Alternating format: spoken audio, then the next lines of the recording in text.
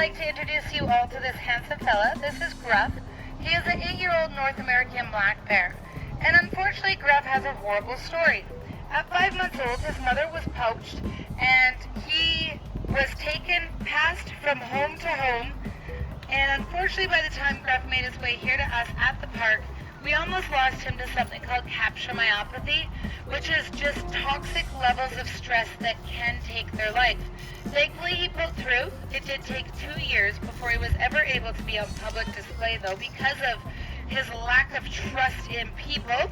Thankfully, at 2 years old, something changed for him, and Gruff has truly become an amazing ambassador bear. He's educated thousands of people about bear safety, conservation, and he's had the opportunity to take part in a ton of research that has been very fun and very, very rewarding. That being said, things that you folks might want to know if you are ever traveling in bear country.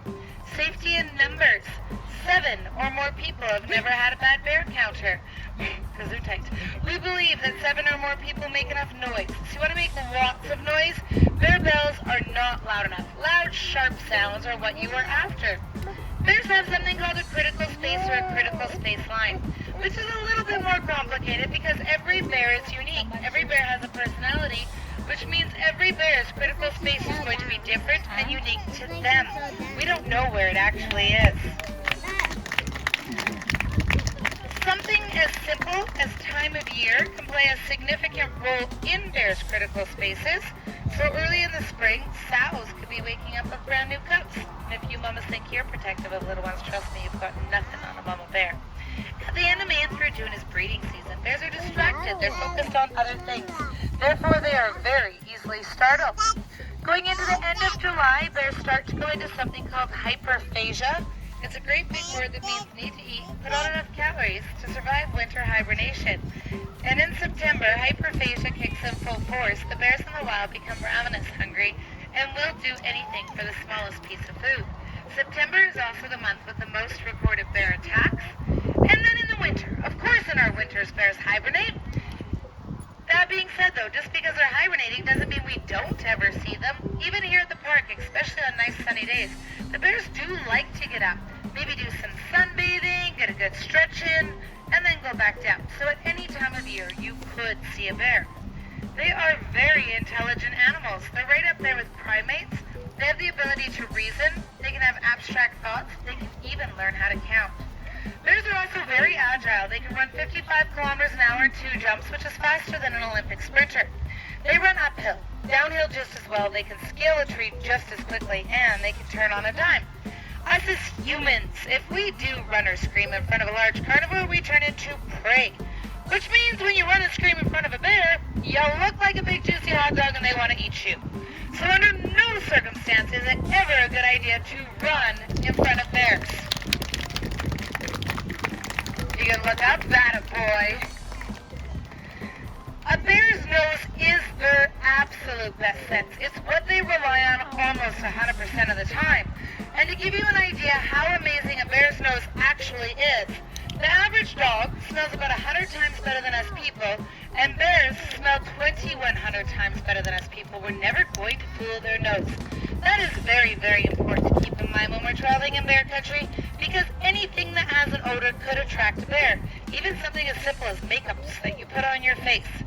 Think about how you store food products. Unfortunately, most coolers are not bear-proof. Jacob has an example there of what a bear-proof container looks like. They do come in different shapes and sizes, so they're a great asset to have. Other little things to consider: if you're fishing, do the cleaning of the fish down at the water's edge opposed to up at the campsite, because that's a smell that could attract them. Definitely do not tinkle where you tent. That is full of pheromones. That is also a huge attractant. And if you have dogs, it is a very good idea to remember to keep them on a leash, because they are notorious for going out, picking off wild bears, then bringing them back to us humans to help them deal with that situation. In Alberta, we do have 2 different kinds of bears, though, and it could truly save your life to know the difference between the 2 at a glance and in shape alone. Color and size mean absolutely nothing. So when we talk about color, black bear is a kind of bear. It's not a color. So not only can they be this beautiful black, they can also be white or blonde. I don't know if anybody had the opportunity today to see Musk at the bottom of the hill, but she is just a blonde colored black bear. They can be brown or cinnamon or all the beautiful colors in between. And then, of course, we have the grizzly. And the grizzly can also be black in color. They can be white in color. And they can be brown or cinnamon or all the beautiful colors in between as well. So how we do tell them apart at a glance and in shape alone, size. So to explain the size, black bears can be itty-bitty tiny or great big huge, as well as those grizzlies. And in fact, Gruff is larger than many grizzly bears. So, at a glance and in shape alone, if you look at Gruff, notice how straight he is from his nose to his forehead. Where his ears are positioned on his skull, they are larger in proportion to his body. How straight he is across those shoulders, his very short, even fur.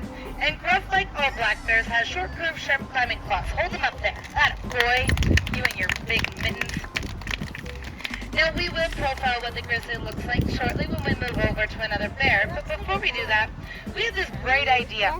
We figured if we're capable of training a bear to pick up its toys and put them in a toy box, or pick up garbage and put them in a garbage can, and if we can train a bear to pick up recycling and put it in a recycling bin, then why is it us people don't do it?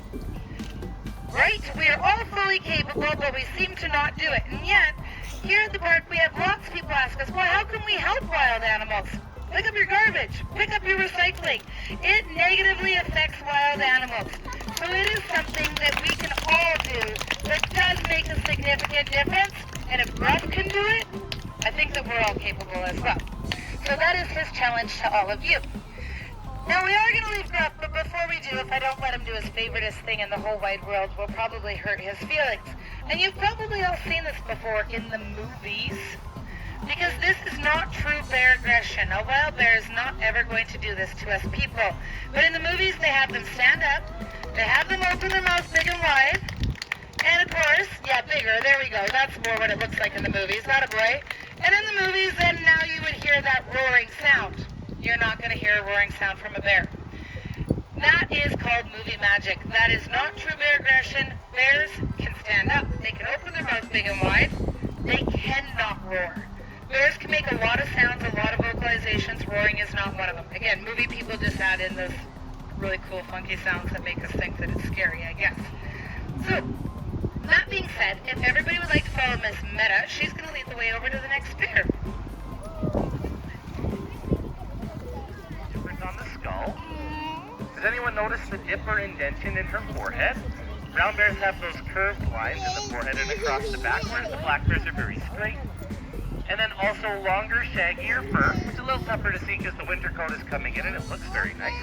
And then also long, straight, blunt digging claws that all brown bears do have compared to the black bears. Short, curved, sharp climbing claws. Now, Berkeley is a very tactile bear, as you can tell. She wants to be touching Serena pretty much with all 4 feet if possible. That is her favorite thing ever. It also is a nice airplane ride for Serena. She's making me hold myself actually today. Good squats. Now, one of the main reasons why we train here in the park is just for the medical benefit of the animals themselves. So you would have noticed with Gruff, having him be able to open his mouth big and wide is really cool because it looks awesome, but it allows for us to check all of his teeth and make sure that they look happy and healthy with no sedation. And what you're noticing right here, believe it or not, this is a medically trained behavior as well. So Berkeley actually gets seasonal allergies every single year at some point, at one point or another, and they always manifest themselves in a very sensitive area. And so by being upside down, it allows for us to check that area and make sure she's looking okay. And she's also just sucking on Serena's 4 fingers, if you're wondering what she's doing. It's very similar to a child sucking on their thumb or on a pacifier. It's just happy, content. It's what she really appreciates and likes to do. She's also making a small cooing sound that you may or may not be able to slightly hear. It's kind of like a cat purring. She says, "Hi, everyone." Now this, that's pretty. Right into the slight hold to toes. This is the bear yoga. Oh yeah, that stinks. Why did you show me how big you are? This is so big. Oh yeah. Originally it was just supposed to be a little stand, but we added the hop in because Berkeley's an overachiever. And this is a push. Now, very natural bear behavior because that's what they would use to bust stuff open, whether that is watermelons or oranges in Berkeley's case. Don't worry, I'll just get that for you, even though you're a bear. You trip on a hole. Maybe. If she stopped moving Earth.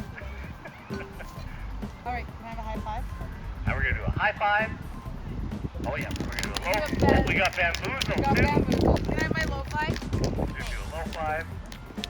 Oh, can you say bye? And we're gonna make we do have a couple other bears to go visit, so if everyone would like to follow the keepers that way, we're going to introduce you to Trouble 1 and Trouble 2. Trouble 1 and Trouble 2, too in-depthly. Hi, I was gonna sit there. Do you think we could sit on the ground? Piper's like, you normally do. Can you get in your squat, please? They train you more than you train them. Anyways, before I introduce these two troublers, too in-depthly, we're going to give you folks a bear safety quiz. See how well you would all make out if you were actually traveling in bear country. So if you know the answers to the questions, feel free just to shout them out. And I really do mean shout, because Trouble 1 and Trouble 2 are very loud, and you can't hear a thing over top of them.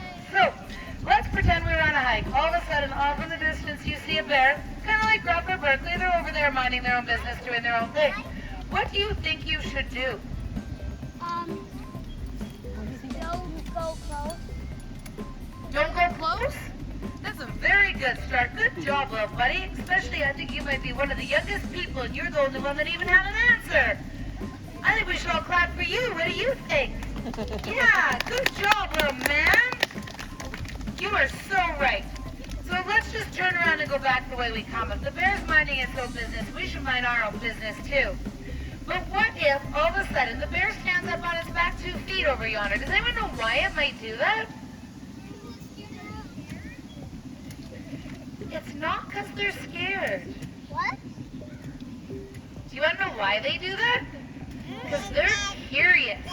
They know that something's over here, and they're trying to figure out, wow, is that something I should go get and eat for my lunch? Or is that something I should be scared of and run away from? And I think that we want the bears to be scared of us and run away. So there's 3 things that we can do that probably are going to make that bear run away. We want to make ourselves look really big, because we're way scarier when we look big. We want to make sure that we're still backing up, because we've talked about, remember that really weird one, that critical space? They don't usually want us near them, so we want to back up, and then we can use our voices, because that's what makes us so different from other animals. So a loud monotone voice. All 3 things at the same time, and typically the bears are going to turn around and skedaddle because they don't want to be near us anymore. We do them. But what if, this is the really hard question, we run into a grizzly bear on the path about 20 or 30 feet from us, and if it was a cranky grizzly bear, it probably looks a lot like Mom does in the morning before she gets her coffee. You guys all know what that looks like, right? Yeah. It would probably be lowering its head and making all sorts of huffing and puffing sounds and pitting its ears back. We would know it was cranky, that's for sure. But what are we going to do about the real cranky bear? Because we can't give it coffee like we can Mom.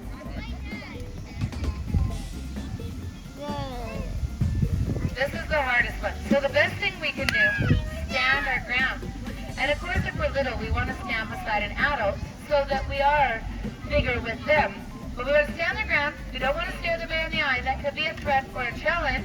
We don't want to back up, because the bear's probably going to keep coming after us. If we get aggressive with the grizzly, it's probably going to get aggressive back.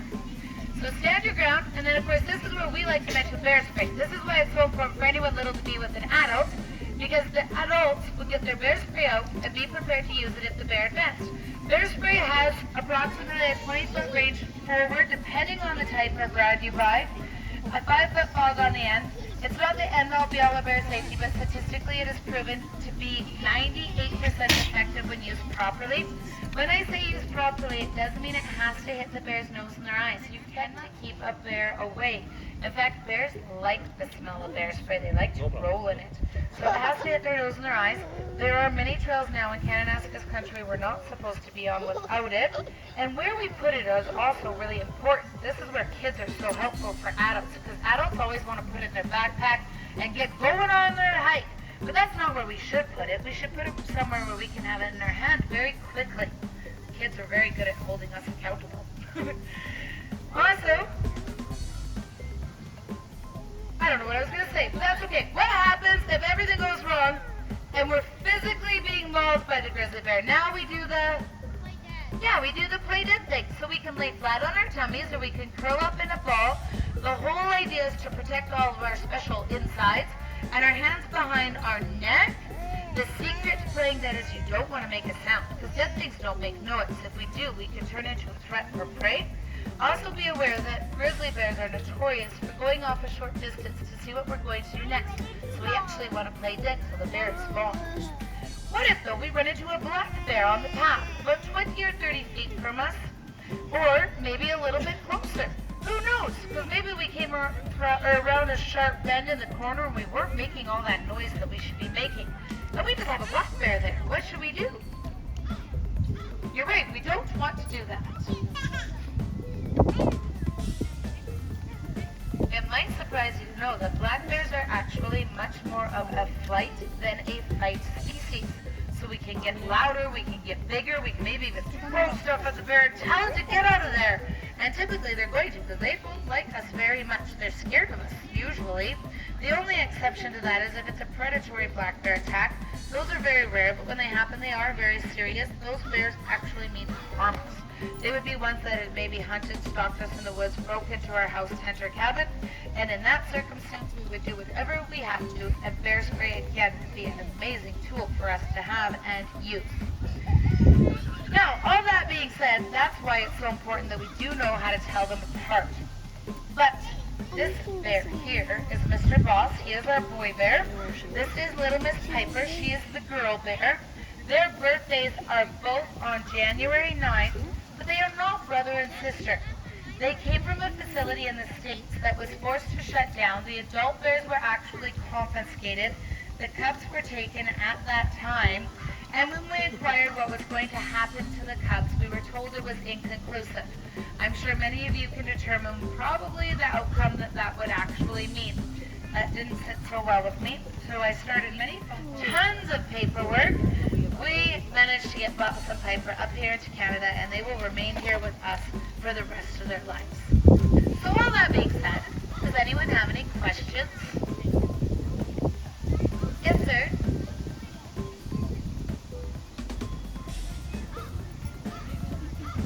Pardon me? You have the same birthday. That is so super cool. Yes, sweetheart. Well, if their birthday's on January 9th, you have to figure out how old they are. 4. 6 months and some days. I'm 6 years old.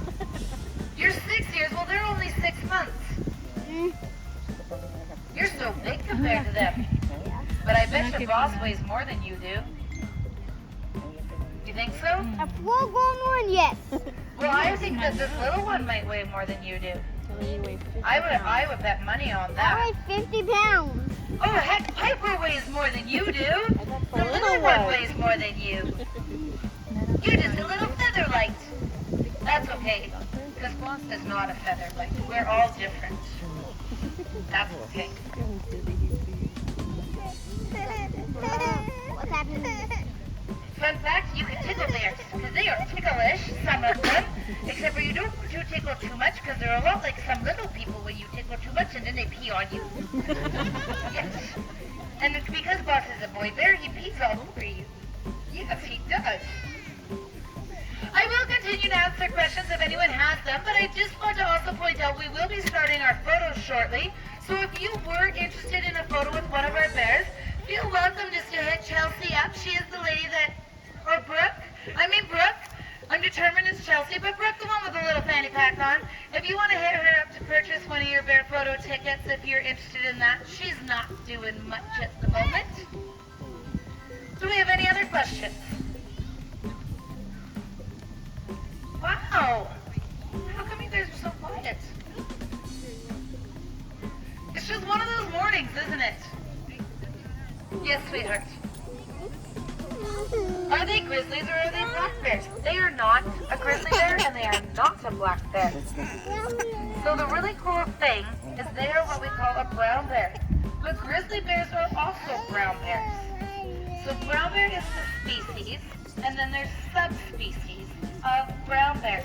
So grizzlies are the interior brown bear. They're the ones that live in this area. Kodiaks are also brown bears, but they're the coastal bear of Alaska. Pretty cool, hey? So they look exactly exactly like a grizzly bear in the shapes? That's a good question. Should we see if Ross wants to be polite and say hello to everybody?